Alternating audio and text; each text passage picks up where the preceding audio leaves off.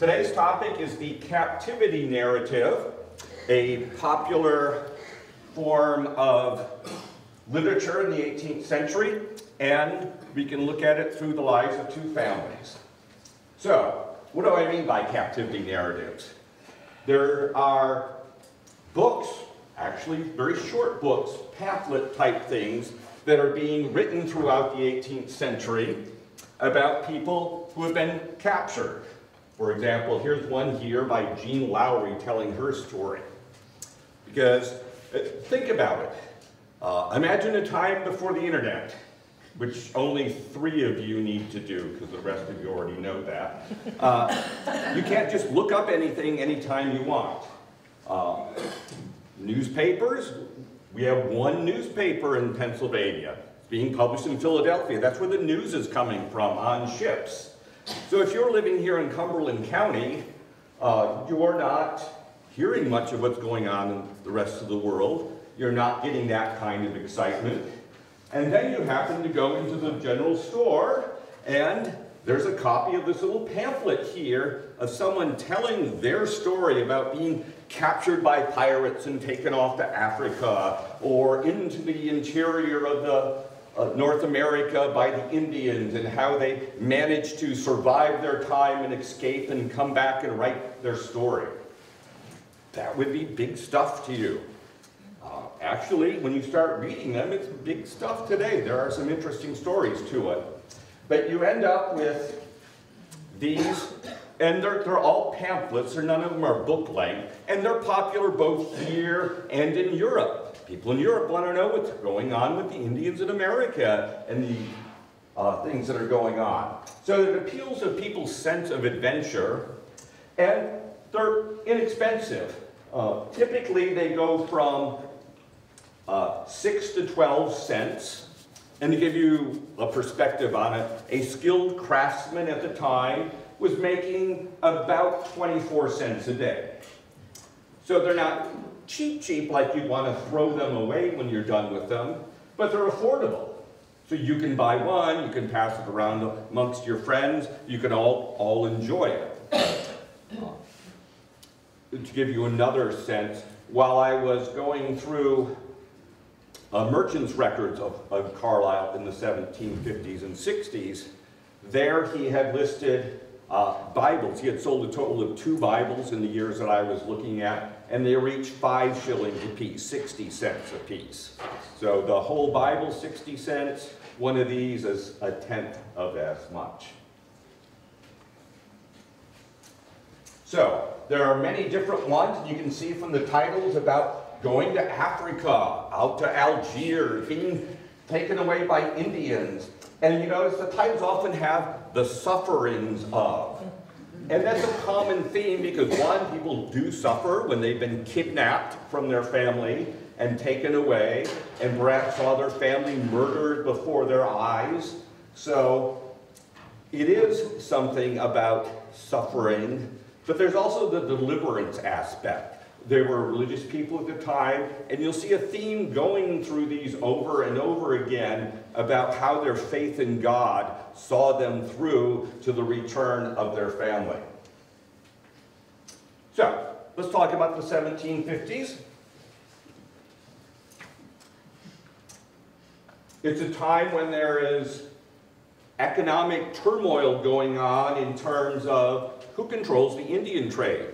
The furs that the Indians were trading to the European settlers were a very profitable thing. And you're thinking, oh, did they wear fur coats? No, they didn't wear fur coats so much, but this thing on my head is made out of fur.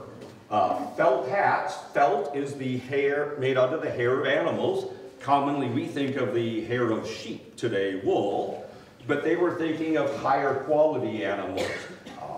Beaver, otter, animals that live in an aquatic environment have the best fur because it's the most waterproof. My hat here is made out of raccoon fur. It's sort of a middling quality of it that's been pressed into felt and dyed and blocked into a hat. Since everyone was wearing hats, there was a lot of market for these. So what's going to be happening is there's going to be a trading post built out on the western edge of Cumberland County, because Cumberland County is everything west of the Susquehanna except for York County, which would be part of Adams County today as well. But the Virginians start building a trading post in Cumberland County, which is a little odd. They don't really know quite where the borders are. And the French swoop down and kick them out, saying, no, no, no, this isn't Virginia. You're in New France. Go away. So the governor of Virginia sends a young George Washington up with a diplomatic note asking them to leave. That doesn't work. He comes back the following spring with a small army, and on his way out to the fort, he runs into the French in the woods, finding them in a little overhang, trying to get out of the rain at night. He surrounds them.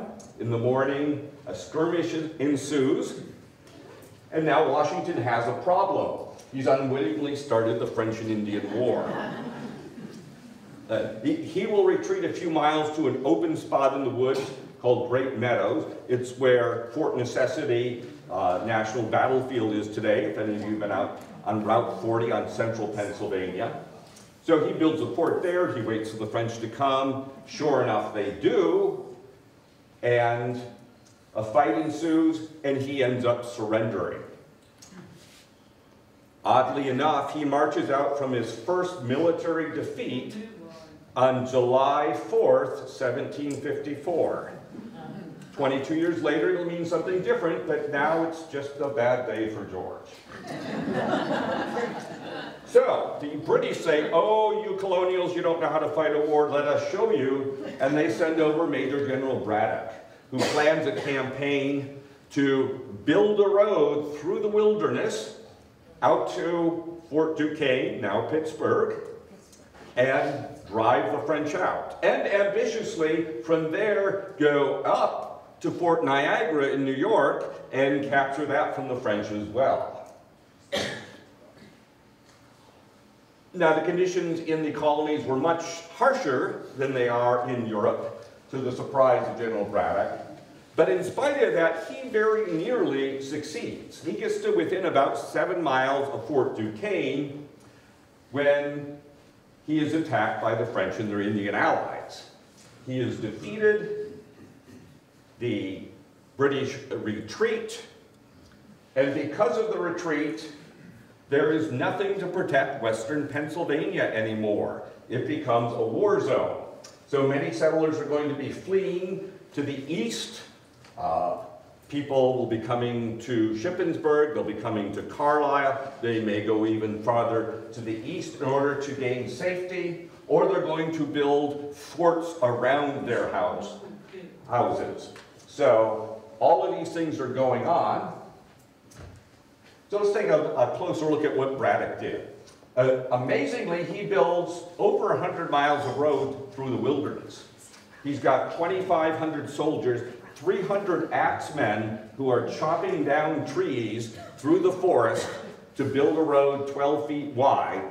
He has 50 sailors with him, because sailors know about ropes and blocks and tackles, and they can pull heavy wagons and cannons up the mountain, and just as importantly, get them down the other side of the mountain without them rolling away freely, giving rise to the expression a loose cannon. Which actually comes from ships. Fighting ships at the time, the cannons were roped into place, and if the cannon's rope broke free on a pitching deck, a rolling cannon is a great hazard as the enemy is. So he arrives with 1,000 British soldiers, recruits 1,000 more while he's at the colonies, but he's got logistics problems the whole time. One of the things you may not think of is horses eat grass. Grass does not grow in the forests of early America because the trees are so thick and the leaves are so heavy, hardly any light gets down to the ground. Which is why Washington went to the spot called Great Meadows, because it was an opening in the forest where there was enough grass growing for his horses. So half of the wagons half of each wagon was filled with hay. And then the other half could be filled with stuff that the soldiers needed, food and ammunition and so on. So it's going to create logistics problems, but he does make it almost there before he's defeated by a smaller group of French and their Indian allies. That is what Fort Duquesne looked like.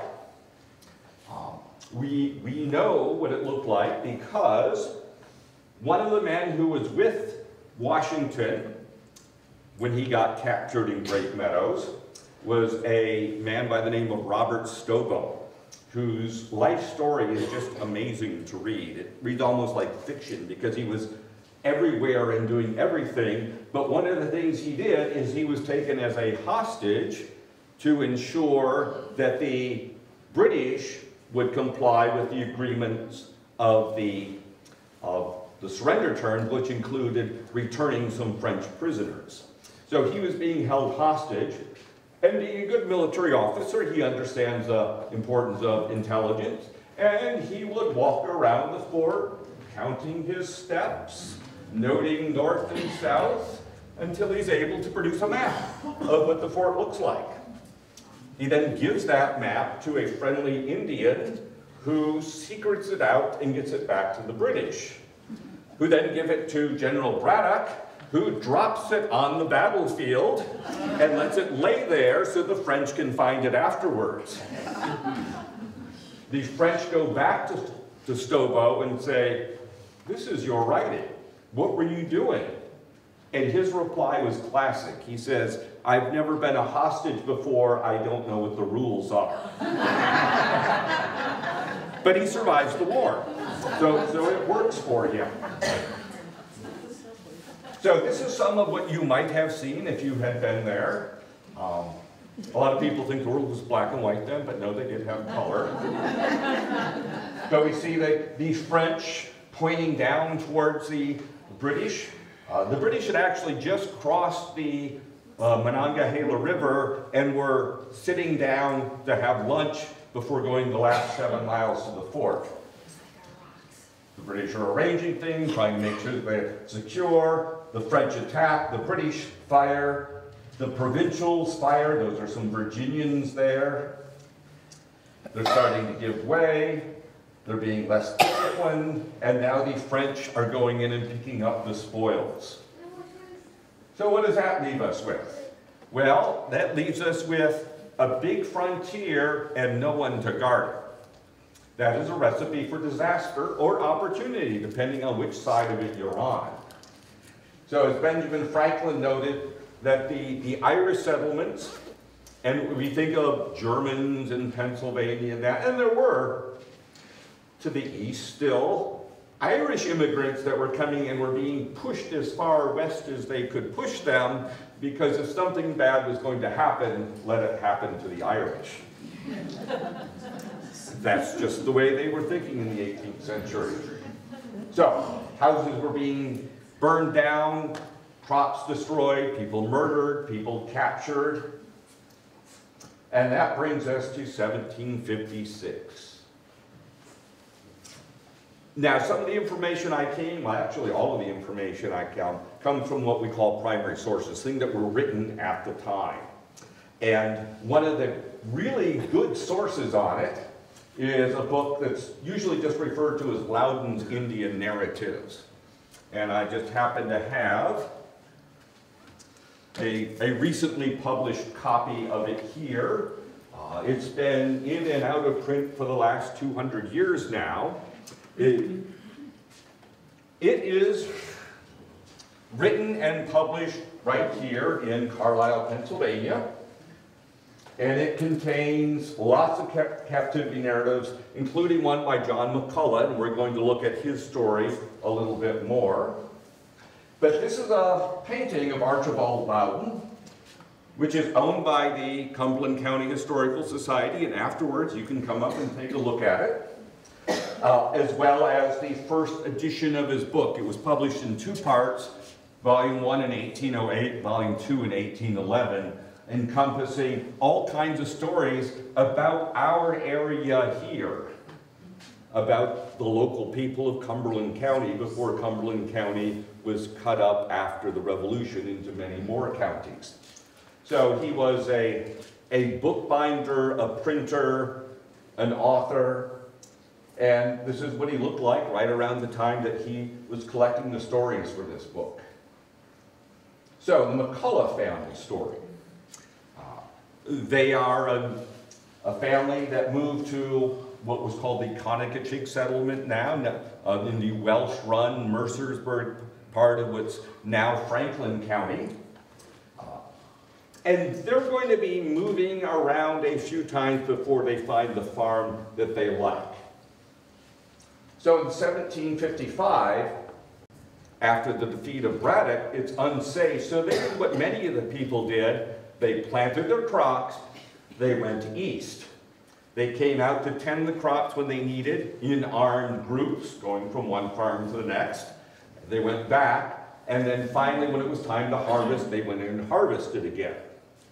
So that's what's going on. They're going to York County.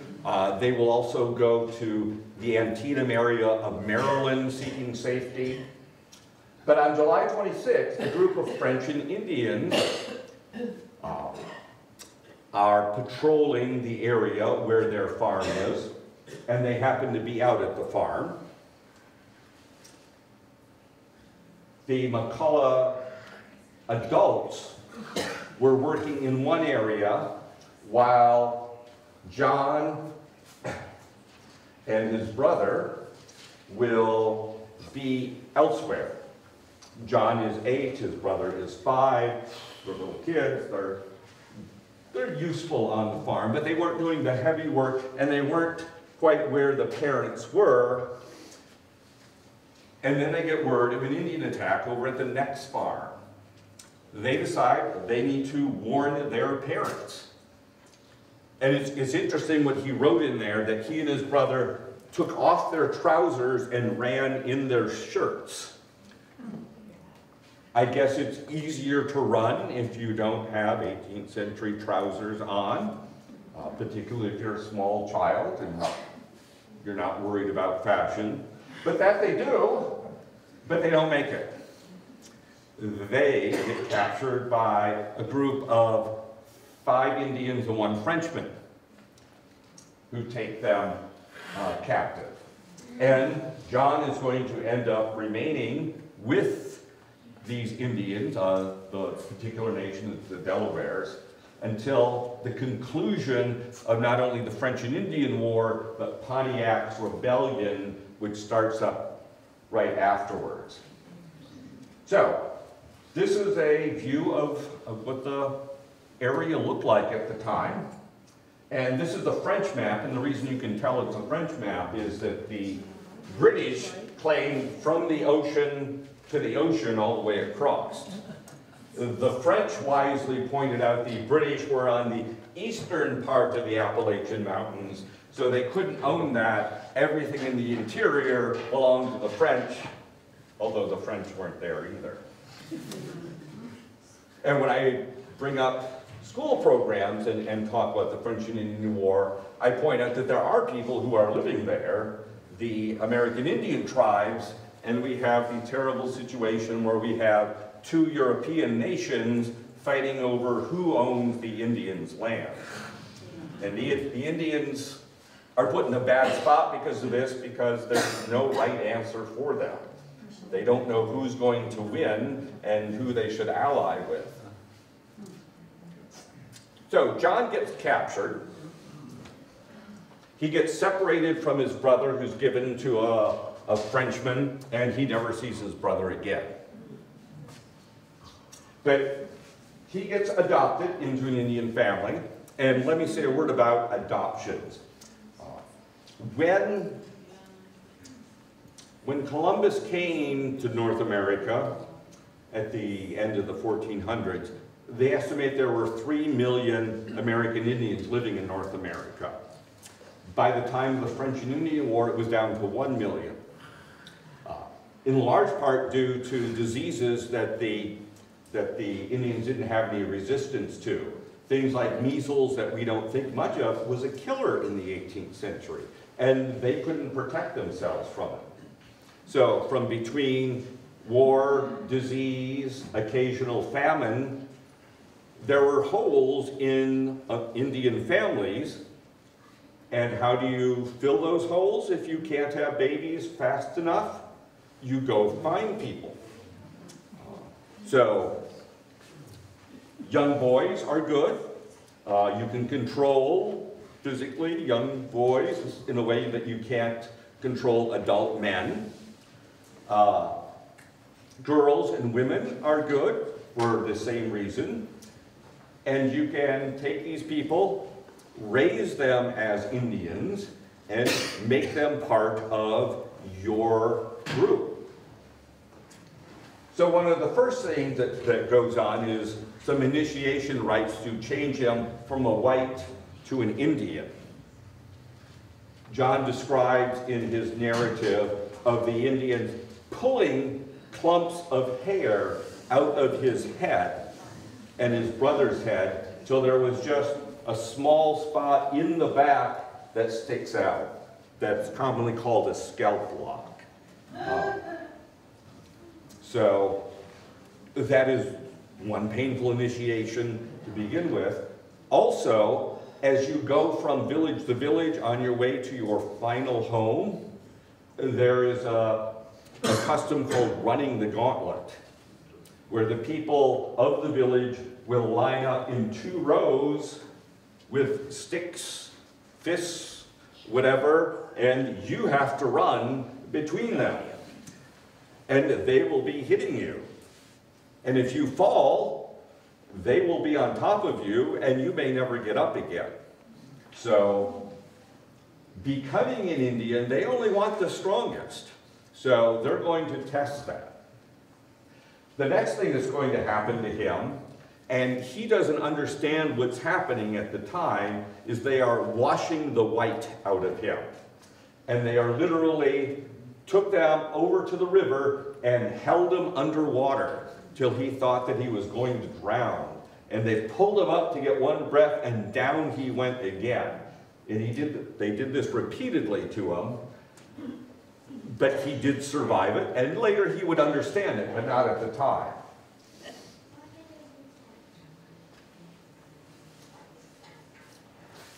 And then to toughen him up, his new Indian uncle would take him down to the river each day and make him sit in the river up to his chin while his uncle sat down and smoked a pipe of tobacco. This continued all fall until the ice was too thick to break it to put him in the water. So he was enduring frigid conditions, but it was making him tough. It was making him strong. It was making him more valuable to the Indian family. He does recount some interesting events. One of them had to do with the accidental shooting of one of the native children, which quickly put suspicion on him.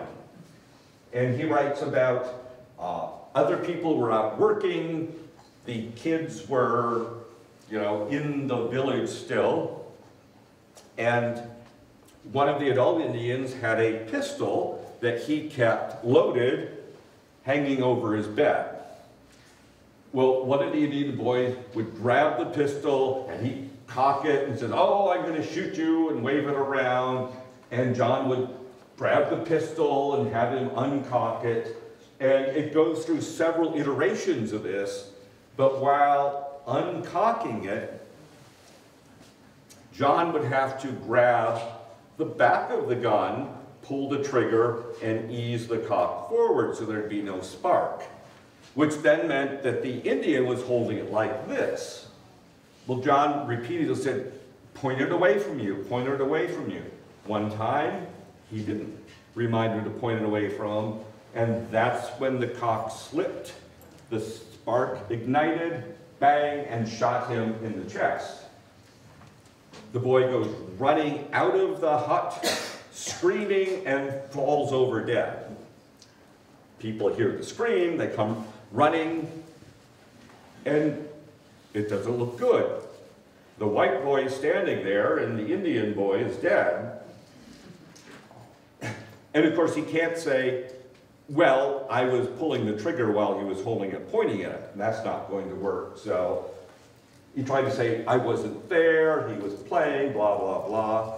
But then one of the Indian women, who was not nearby, but was still in the village at the time, said, no, I saw John, he was over there when it happened. Well, John wasn't over there when it happened, but she said so. And the rest of the Indians had to accept that. They didn't really believe it, but they had to accept it. So that was a situation that could have ended very badly for him. And then a trader is going to come from Shippensburg one day and is in the Indian village and sees someone who's clearly not an Indian in there and inquires about him and finds out who it is, and he goes, I know his father. So the trader goes on with his Indian business with the Indians, returns to Shippensburg, and then finds his father and said, you know, I saw your son, he's just outside of Fort Duquesne. So his father obviously wants his children back, so he's going to ride out there and negotiate, essentially buy his son back, ransom him back. But by this point, John's an Indian. He doesn't speak English anymore. He knows the Indian ways. He doesn't want to go back with this guy. He wants to stay with his native family. So they conclude the deal. His father leaves camps, comes back the next day, and they give him John, and he ties his arms behind his back, puts him on the horse, ties his ankles under the horse so he can't get away, and rides out.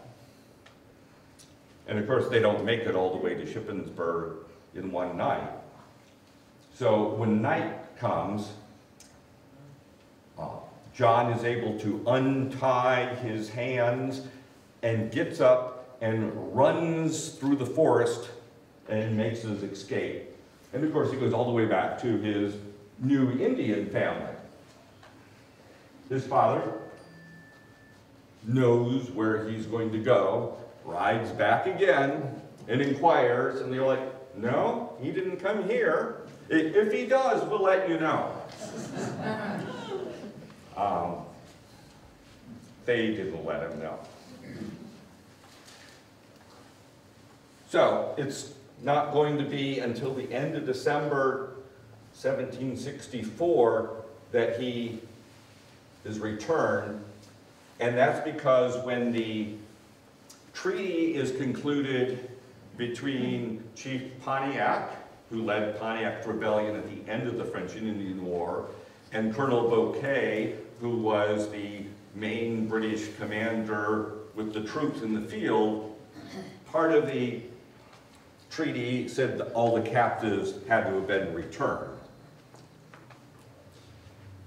But if you think, it does cause some social problems, because just like John didn't want to go back, but if you're a young woman who is captured and now you're married to an Indian man, you have children with him, you don't speak the language, your parents were killed and you have no one to go back to and they're forcing you back. So it does create problems. But he mentioned some other things too. I don't know if many of you are familiar with the Enoch Brown Massacre. It happened down in Franklin County in 1764, where a group of young Delaware warriors came into a school run by Enoch Brown, who had about a dozen pupils with him, and they murdered and scalped all of them.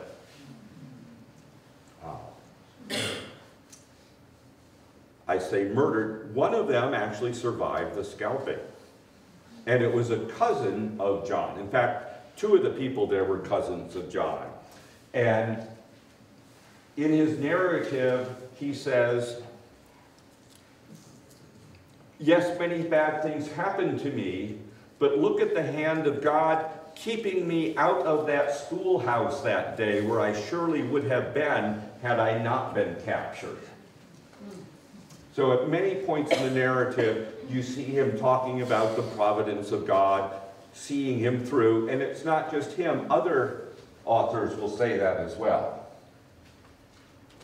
We have the case of Elizabeth Studebaker from a farm near Greencastle today. She refused to return and escaped to return to her Indian family. So there were bonds that had been forged in the captivity that they were unwilling to break because someone wrote a treaty. And through it all, he says the providence of God is responsible for seeing him through his sufferings. So let's talk about another family, the Lowry family. The Lowrys and the McCullough were Irish families, again, who had moved to the Rocky Spring settlement, which is just a little west of Chambersburg today. They were there in the middle of the 18th century. And the families had intermarried. And now we're going to have one of these private forts that I had mentioned. William McCullough built a stockade around his house for protection against the Indian raids. But there will be a raid that's going to leave the two families scattered and broken, and it would be years before they reunite, if they reunited at all. So let's look at it a little bit more deeply. So I mentioned the private forts.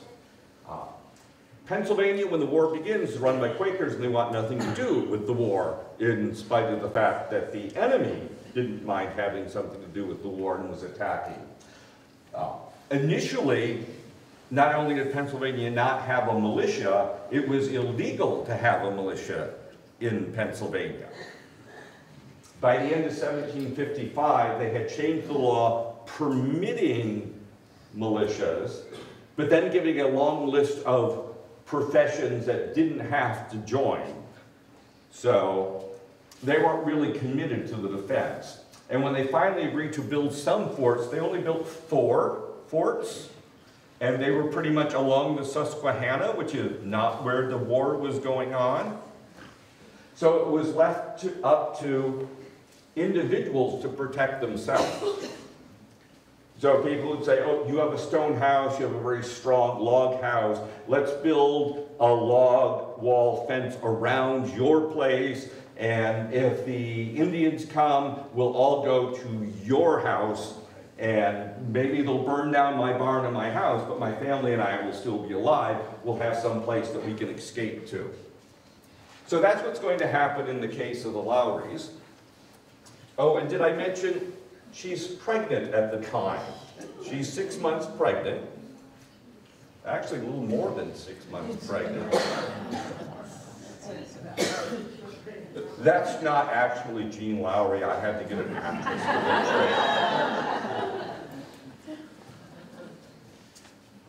So we have this private fort, Fort McCullough. And on April 1st, 1756, there are 27 women and children inside the stockade of the fort. There's one man there. There's John Lowry, Jean's husband. And all the rest of the men are out at a neighboring farm working. And they work in groups because it's only safe if you're in a larger group than the enemy might bring. And of course, you're not going to bring 200 French and Indians soldiers through the woods with no one noticing. So we're talking about groups of half a dozen men. So if you have a group of farmers together, there's some safety to that. So to try to give you an idea, that is where the fort was. Interestingly enough, when I came to this area 12 years ago, we were looking to buy a nice historic house, and the house where the fort was for sale. we ended up not buying it. But there was this nice marker outside talking about what had happened there. And across the street from it, there was a memorial. And on the memorial, it lists the names of the people who were killed and wounded that day, because after the women and children are captured, the militia is going to pursue the Indians. So you can have a thought of the battle. The Indians fire on the fort. John gets one shot off, and then he is hit himself and falls over dead. He is scalped by the Indians, who then surround the fort and try to get the women to come out. They refuse to. They take a flaming arrow, and yes, they actually did exist, and they set the house on fire, the house inside of the log walls. They get over the walls, they open the door, the Indians are able to come in, the house is on fire, and Jean is up there with her children, and she's left with a choice. She's in the second story, the house is burning, the smoke is rising, and there's an Indian who can speak English telling her to come out, bring her children out. She finally concludes that she'll have to do that, and she lowers each of her children down to the Indian who takes them, and she herself jumps out. And a total of 27 of them were captured that day. They are gathered together and forced to run. The running is because the Indians are in a hurry. What they want is they want captives and they want goods. The Indians don't weave cloth. They don't make iron axes and steel knives and so on. So they want to capture a bunch of stuff and go back home again. So he has the group running, and Jean is worried because they don't usually take pregnant women. And in fact, she has to have an argument with him about, no, I'm not pregnant, I'm just fat. And she's able to convince them. So they run, and on April 2nd, Jean writes April 5th, but she's writing about this years afterwards, whereas when you go through the colonial records, the second, the militia follows the Indians to Sidling Hill. Now, what the militia does not know is the reason why the Indians went to Sidling Hill was to link up with another war party.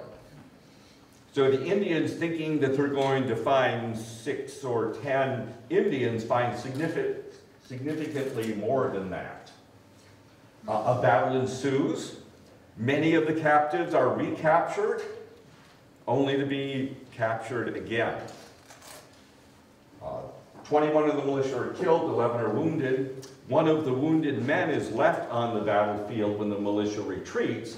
He is taken up by the Indians and he is tortured to death that night. So if you can envision the militia attacking. So where are they going?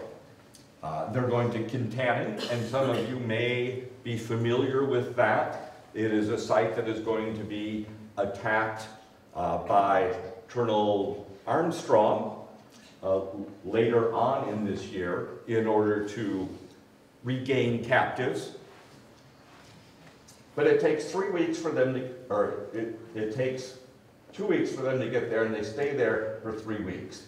During that time that they are traveling, each of her children are being given away to a different Indian family. So she sees her entire family evaporate. She's watched her husband get shot to death.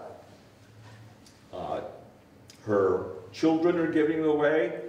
She had an older son who was not at the fort that day. but her 5 children with her are given away to various families. They go on to Venango, where they arrive in late May. The dates start becoming a little fuzzy at this point. But she's either given or sold to the commander of the fort, a French officer, to be a servant, to cook his meals and do his laundry and so on. But she does get to see her kids sometimes, because the Indian families to whom they've been given are coming to the fort to do trading and business and so on. So she is able to see her family from time to time. On the 4th of July, she gives birth and has a daughter, but that daughter only lives 4 days. And she does not give a name for the daughter. And I've noticed that in colonial records, a lot of times people don't name their kids for a week, 2 weeks, maybe longer, perhaps because infant mortality was high and you didn't want to get attached to them until you knew that they were going to be part of your life for a long time. She's on the trail again. Fort Le Boeuf is up by where Erie is. She's going to stay there 10 days on her way to Montreal. And she's going to Montreal because the commander who purchased her actually as a gift for his wife to be a servant for her. So she's on her way for that. So she's going to go to Niagara, and she traveled by bateau, which is a flat bottom boat, which is good for rivers that are shallow. They go by canoe, the horse, all the ways of transportation.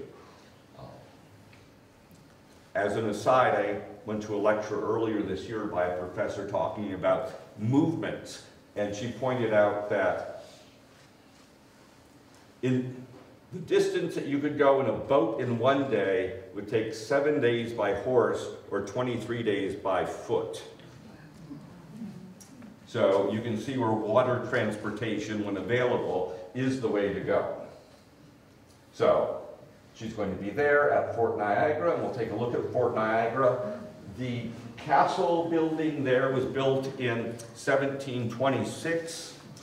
The French came there at the point where the Niagara River empties into Lake Ontario, asked to build a fort. The Indians said, no, we don't want a fort here. They said, okay, can we build a trading post? Yes, you can build a trading post. Well, the trading post has 2-foot thick stone walls, and there were cannon mounted at the top in the beginning.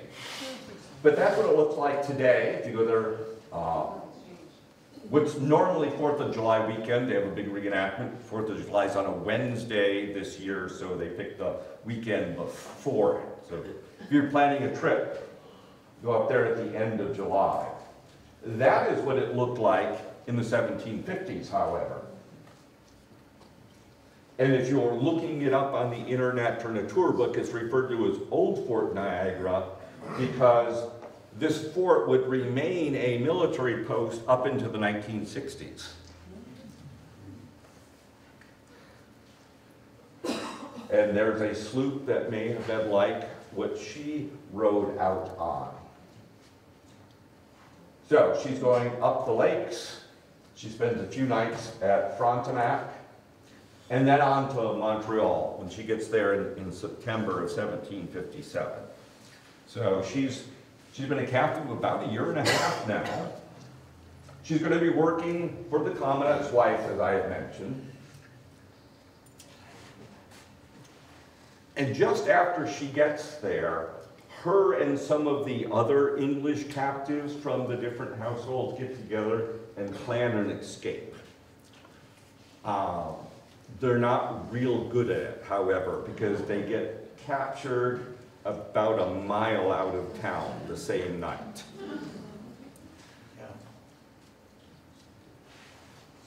Now, one of the things that's going on, too, is Lowry is very religious, very Protestant religious. And of course, the French people are very Catholic religious.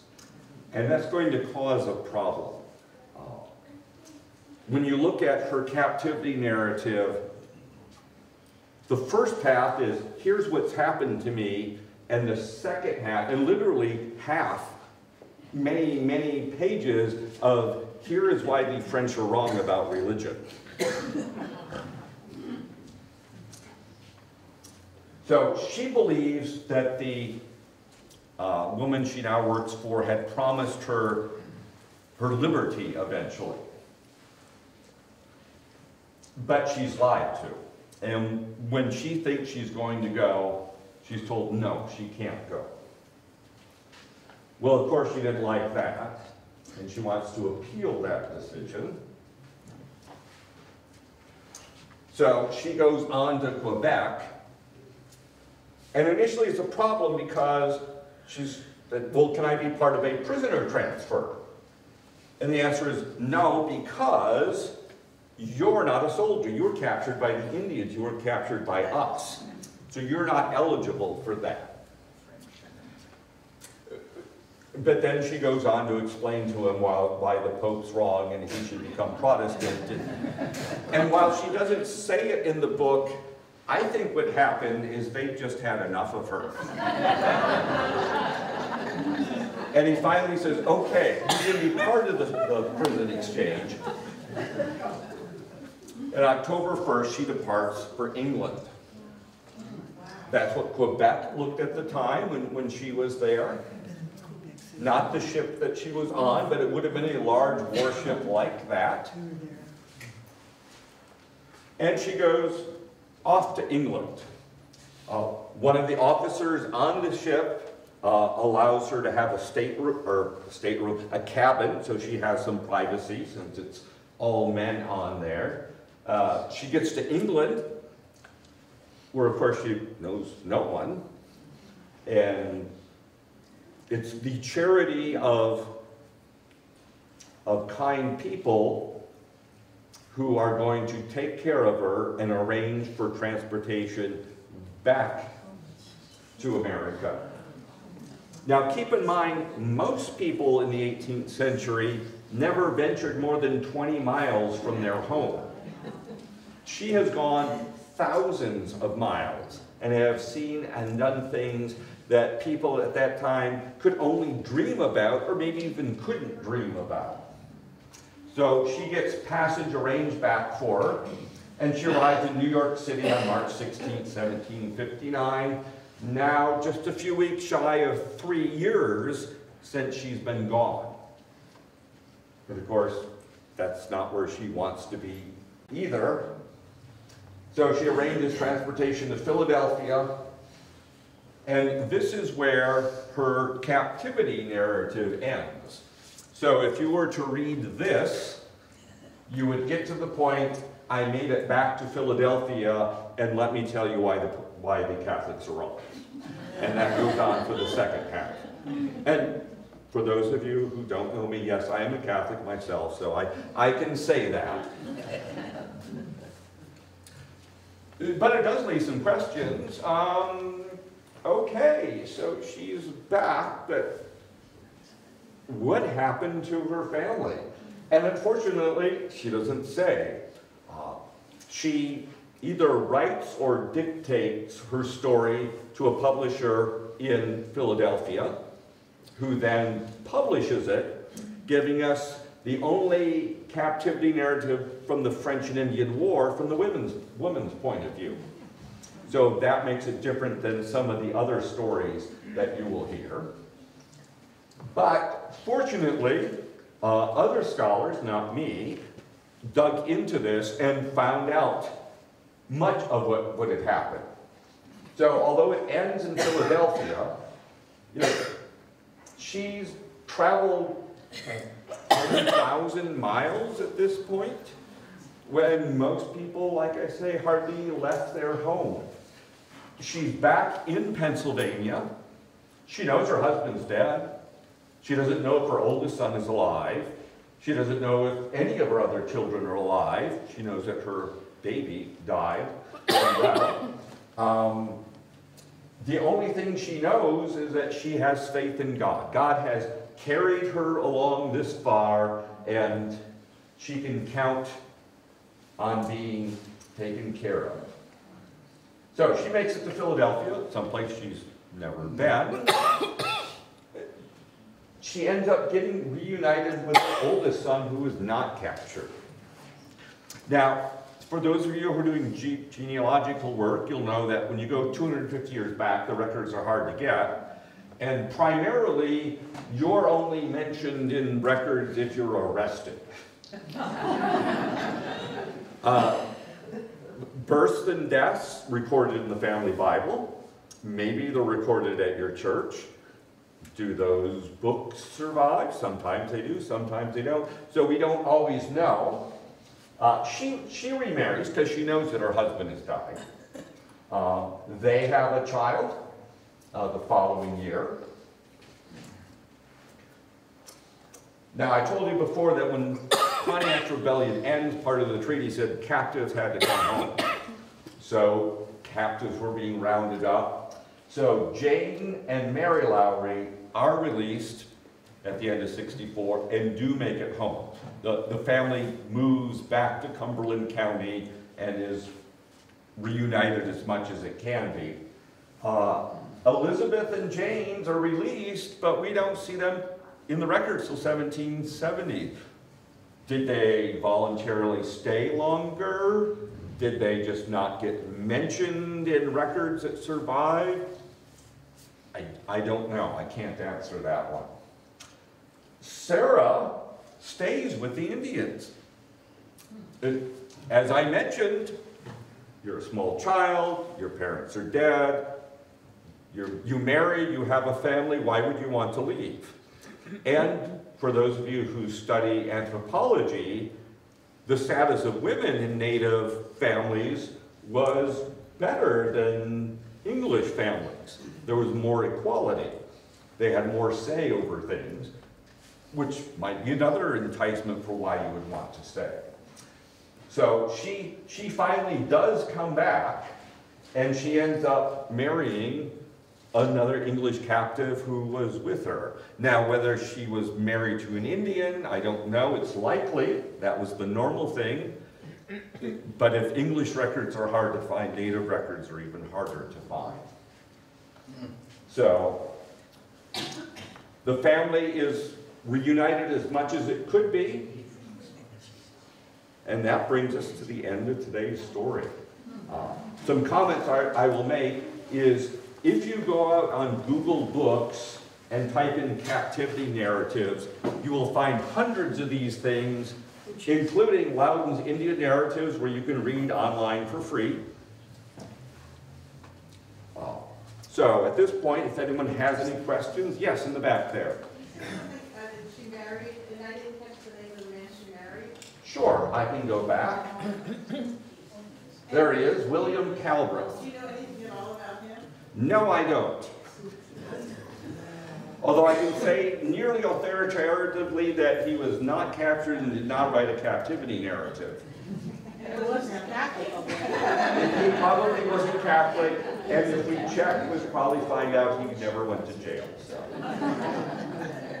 Yes, in the back there. I'm from Adams County, and I Johnson.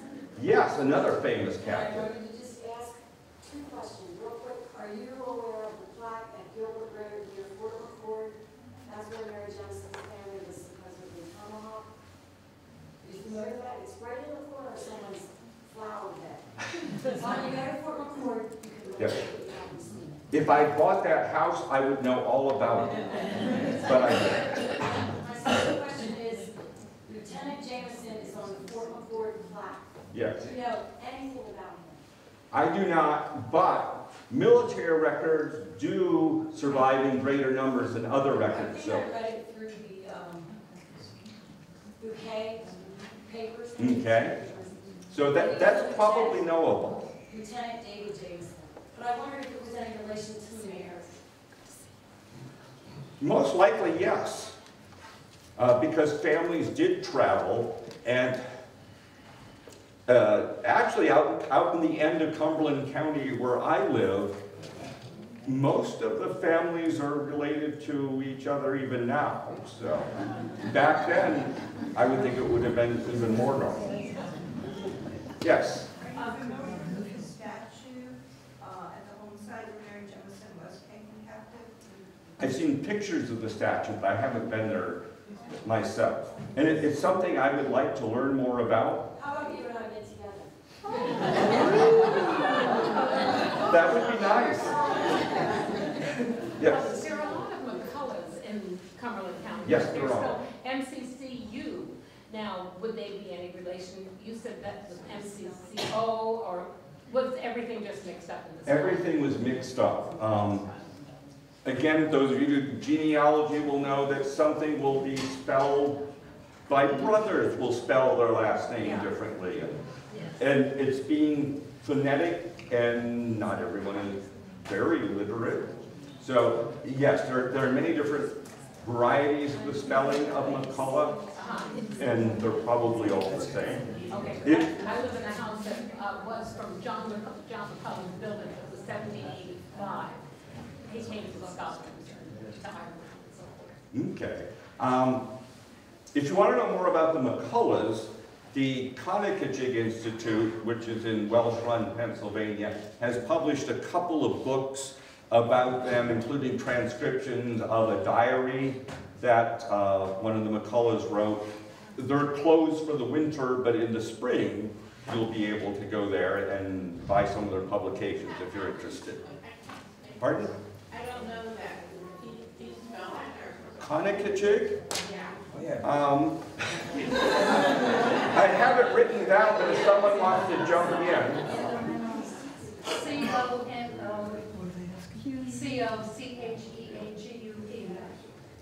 Thank you.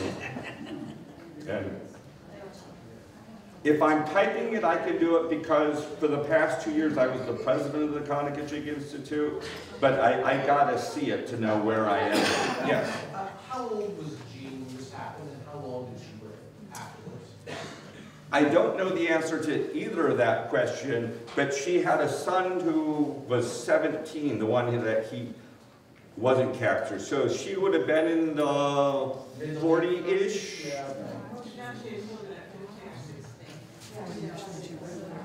Because she's Irish, right, madam? She's not Catholic Irish. So I wondered if she needed from Pennsylvania or if she immigrated because of what was happening in Ireland. There's really not a Catholic Irish that's different than the Roman Irish, or the Roman Catholic. They follow the same Pope. They use the same prayer services. But the Catholic Irish couldn't hold office in Ireland. Pardon? As if you were Catholic in Ireland under English rule, you couldn't hold office during the big famine and previous Right. generations you immigrated because, like you said, land. Land is cheap here.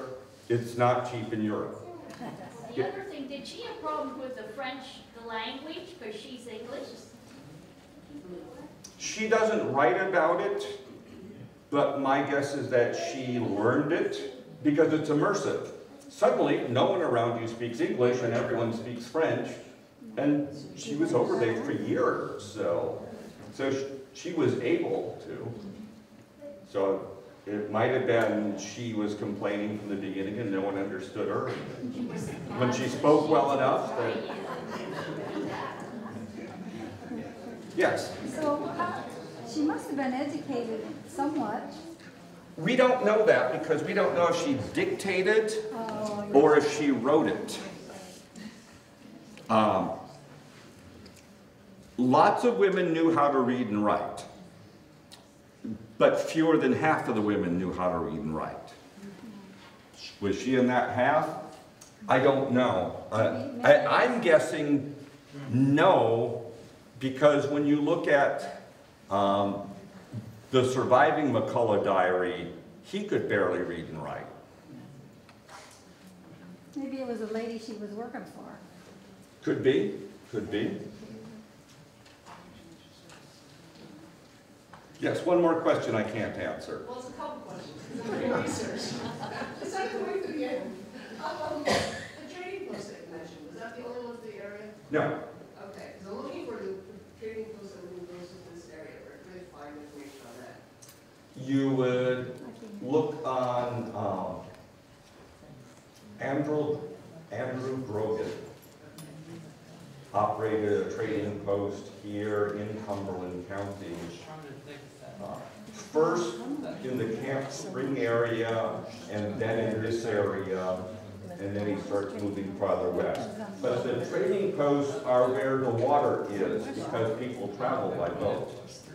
And that's why Fort Duquesne was where it was, because you have three rivers coming together. And when I do this for school classes, I point out that if you're a native on Lake Superior and you want to travel to the Gulf of Mexico, you have to walk 11 miles, and all the rest can be done on foot. I'm sorry, you have to walk 11 miles, all the rest can be done on water. Unless you're Catholic and then you walk on water.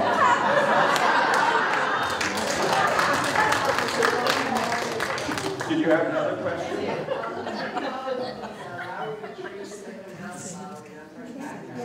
Okay. I haven't, but I would recommend that you go out to the Connecticut Institute, because they have a small library there where lots of people come to genealogy, and we have some of those records there. One more? I don't know. Is he Revolutionary War? Yeah, I haven't looked into that. But if you're looking because of family connections, quite possibly, yes. Where is that coming? The Connecticut Institute. The address is Mercersburg, but it's on Bain Road, just south of the village of Welsh Run. So you would go from, you've got 81, take it down to exit 5 to 6, that's Route 16. Take it outside of town a good 8 or 10 miles, so you get to 995. Turn left on 995. Towards the state line. Towards the state line. You'll come to an intersection where the Kennedy Church is. Go 1 more mile straight ahead, and then turn left on the Bain Road. You'll start seeing signs for it from Route 16. This is a slightly off the subject, but I have German ancestors who are from just below that. Does that hold any German records? Probably. I don't know off the top of my head. But it would be worth a try. It would be worth a try. And the Connecticut is really a region. And when you look at some of the writings of the time, sometimes even Carlisle is mentioned as being part of the Connecticut area. And the Connecticut Creek flows through Maryland down to the Potomac. And then that part of Virginia on the other side that's not even on the Connecticut River is referred to. That's where I picked them up in 1767 in Berkeley County, West Virginia. Yes. Okay. All right. Well, thank you very much for coming today.